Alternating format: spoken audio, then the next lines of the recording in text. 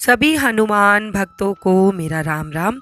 दोस्तों, आज मैं आपके लिए फिर से एक सच्ची अनुभूति लेकर आई हूँ और इस अनुभूति को आप तक शेयर करूँ उससे पहले मैं आपसे हनुमान जी से जुड़ा हुआ एक प्रश्न पूछना चाहती हूँ। दोस्तों, समय कम था इसलिए स्क्रीन पे उस प्रश्न को नहीं लिख पा रही हूँ, लेकिन आप मुझे बताइए कि बजरंग बाण की रचना किसने की थी। ऑप्शन आपको बता दे रही हूँ: तुलसीदास जी, बल्लभाचार्य जी, सूरदास जी और केशव दास जी। फिर से ऑप्शन आपको बता दे रही हूँ: तुलसीदास जी, सूरदास जी, बल्लभाचार्य जी और केशव दास जी।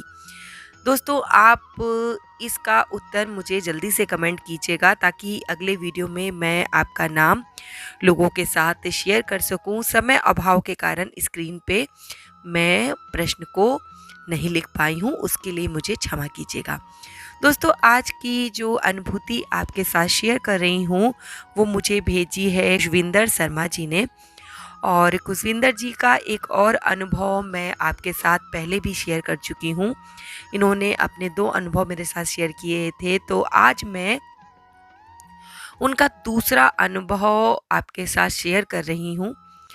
लिखती हैं कि दीदी, मेरा फर्स्ट जो बच्चा है, मेरा पहला बच्चा है जो एक लड़की है और वो अभी 2 साल की भी नहीं हुई थी, मैं फिर से प्रेग्नेंट हो गई। मैंने आपको पहले ही दीदी बताया था कि मेरे घर में मेरे भाई को लेके इतनी ज़्यादा प्रॉब्लम चल रही थी, जिस कारण से मैं मेंटली और फिजिकली रेडी नहीं थी कि दूसरे बच्चे को मैं जन्म दे सकूं। मेरा शरीर उस लायक नहीं था। जब मेरी सासू माँ को ये पता चला कि मैं फिर से प्रेग्नेंट हूँ, तो उन्होंने बोला कि लड़की तो एक है ही हमारे पास, तुम्हारी एक लड़की पहले से है, बहुत है। मैं समझ गई कि उन्हें कहीं न कहीं लड़के की चाहत थी। वो नहीं चाहती थी कि दोबारा उनके घर में लड़की हो। मैंने अपने हस्बैंड से बोला कि मुझे दवाइयाँ ला के दे दो, मुझे ये बच्चा नहीं चाहिए है। उन्होंने अबॉर्शन पिल्स खाने के लिए अपने हस्बैंड से कहा कि मुझे वो पिल्स आप ला कर दे दो, ताकि मैं इस बेबी को नहीं रखना चाहती हूँ और ये अबॉर्ट हो जाए। बट वो नहीं लाए और फिर हम हॉस्पिटल भी गए इसके लिए कि वहाँ पर हम जाकर इस बच्चे को अबॉर्ट करवा लें, लेकिन डॉक्टर ने वहाँ भी हमें इसके लिए मना कर दिया। उन्होंने बोला कि मैं दवाई दे सकता हूँ पर दूंगा नहीं, मैं चाहता हूँ कि तुम इस बच्चे को रखो। पता नहीं डॉक्टर ने उस समय ऐसा क्यों बोला कि मैं दवाई दे सकता हूँ पर मैं दवा नहीं दूंगा, मैं चाहता हूँ कि तुम इस बच्चे को रखो। मुझे ऐसा लगा कि शायद कहीं ना कहीं बाबा मुझसे कह रहे हों कि इस बच्चे को तुम रखो। दीदी, मैं घर पर आ गई और मैंने प्रेगनेंसी अपनी कंटिन्यू रखी। मैं सैटरडे को और ट्यूसडे को 11-11 बार हनुमान चालीसा का पाठ करती थी अपने भाई के लिए। वो मैंने उस पाठ को कंटिन्यू रखा और मैं पाठ को करती रही। मुझे बहुत अजीब सी बेचैनी होती थी कि कहीं अगर दोबारा से लड़की हो गई तो सासू माँ मुझसे नाराज़ हो जाएंगी और घर वाले मुझसे नाराज़ होंगे। मैं आपको एक बात बताना चाहती हूँ कि मेरे मायके से बहुत टेंशन थी उस समय, और मेरी एक नंद लगती हैं, मेरे हस्बैंड की कज़िन सिस्टर, उन्होंने मुझे हॉस्पिटल में पहले ही बोला था कि आपके बेबी ही होगी, मुझे ऐसा फील होता है। ताऊ जी ने ऐसा कहा था कि आपको लड़की ही होगी। मैं आपको बताऊं कि मेरे फादर इन लॉ मेरी शादी से पहले ही एक्सपायर हो गए थे। वो पहले की बात बता रही थी कि उन्होंने कभी उनसे कहा होगा कि मुझे, पर ये बात मेरे मन में टेंशन और देने लगी, मुझे घबराहट होने लगी कि कहीं मुझे दोबारा से लड़की ना हो जाए। पर बालाजी के ऊपर मुझे पूरा विश्वास था और मैं उनसे डेली प्रे करती थी और कहती थी कि हनुमान जी, अब की बार मुझे बेटा ही दीजिएगा, वो भी आपकी भक्ति वाला हो। ससुराल में मेरी लाज रख लेना, मैं उसका नाम आपके नाम पर रखूंगी। दोस्तों, आज मैं आपको अपने मन की भी एक बात इसी के साथ शेयर कर रही हूँ कि जब इनका सी सेक्शन होने जा रहा था, ऑपरेशन होने जा रहा था, तो उसके कुछ दिन पहले इन्होंने मुझे कमेंट किया था कि दीदी, मेरी डिलीवरी होने वाली है और मैं चाहती हूँ कि मुझे बेटा हो और आप मेरे लिए प्रार्थना कीजिएगा कि मुझे बेटा हो। तो मैंने इनसे कहा था कि आपको बेटा ही होगा, आप परेशान मत होइए, बाबा पर विश्वास रखिए। और उसी समय हमारे यहाँ कानपुर में शिव महापुराण की कथा चल रही थी। तो मैं जब वहाँ पंडाल में बैठी थी तो मुझे इनका नाम एकाएक याद आ गया था उस समय, और मैंने वहाँ पंडाल में बैठकर बाबा से प्रार्थना की थी जिस दिन इनका ऑपरेशन होने वाला था उसके एक दिन पहले। और जिस दिन इनका ऑपरेशन हुआ उस दिन भी मैं गई थी, रोज़ जा रही थी मैं शिव महापुराण की कथा सुनने।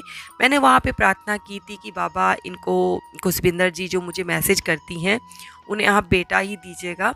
ऐसे ही दोस्तों मुझे जिन जिन लोगों के नाम याद आते थे वहाँ पे मैं उनके लिए प्रार्थना करती थी, और मुझे कहीं ना कहीं विश्वास था कि इनको बेटा ही होगा, 100% होगा।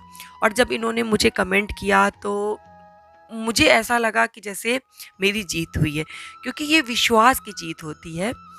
और इसीलिए मैंने लोगों के लिए शिव महापुराण की कथा का अध्याय बनाना शुरू किया। अगर आपने नहीं देखा हो तो मैंने 1 से लेके 5 अध्याय तक अपलोड कर दिया है, आप उसे देखिए, उसका आपको लाभ मिलेगा।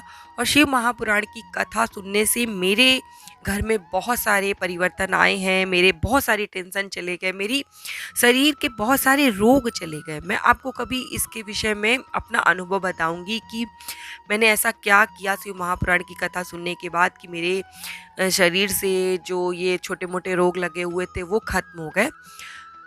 तो अब इनकी जो घटना है, जो इनकी अनुभूति है, मैं फिर से कंटिन्यू करती हूँ। ये लिखती हैं कि मुझे 18 नवंबर को डॉक्टर ने बोला कि सी सेक्शन से बेबी होगा। जब मुझे ऑपरेशन थिएटर में ले गए मैं उस समय हनुमान चालीसा पढ़ रही थी। डॉक्टर ने जब मुझे बताया कि आपको लड़का हुआ है तो मैंने बालाजी महाराज का शुक्रिया अदा किया। मेरी मम्मी और मेरे छोटे भाई, ताई वगैरह और ससुराल के भी लोग वहाँ थे, वो बहुत खुश हो गए। मैंने अपने बेटे का नाम मानविश रखा है, जिसका मतलब होता है लॉर्ड ऑफ हनुमान जी। बालाजी सभी भक्तों की मनोकामना पूरी करते हैं, बस विश्वास होना चाहिए। कृपा बनाए रखें और दूसरों पर भी कृपा बनाए रखें। दोस्तों, आपने ये अनुभूति सुनी, आपको कैसी लगी? बहुत अच्छी थी। और इसी तरीके के चमत्कार अगर आपके साथ भी हुए हों तो आप वो हमारे साथ शेयर कीजिए, ताकि लोगों तक ये बात पहुँचे कि बाबा की शरण में आने से लोगों के साथ क्या क्या हो सकता है, उनके घर में क्या क्या बदलाव हो सकते हैं। ऐसा कोई भी चमत्कार नहीं है जो बाबा के दरबार में आने से पूरा ना हो। और शिव महापुराण की कथा वाली बात जो कही है उसको बहुत सीरियसली लीजिएगा और उसको सुनना शुरू कीजिए। मैं खुद पढ़ती हूँ और आपको उसी दौरान पढ़कर सुनाती हूँ, मतलब रिकॉर्ड कर लेती हूँ, फिर बाद में उसे अपलोड करती हूँ और पब्लिश करती हूँ। तो दोस्तों, आपको आज का वीडियो पसंद आया हो तो आगे शेयर कर दीजिएगा, और अगर कोई गलती लगी हो तो मुझे कमेंट कर दीजिएगा।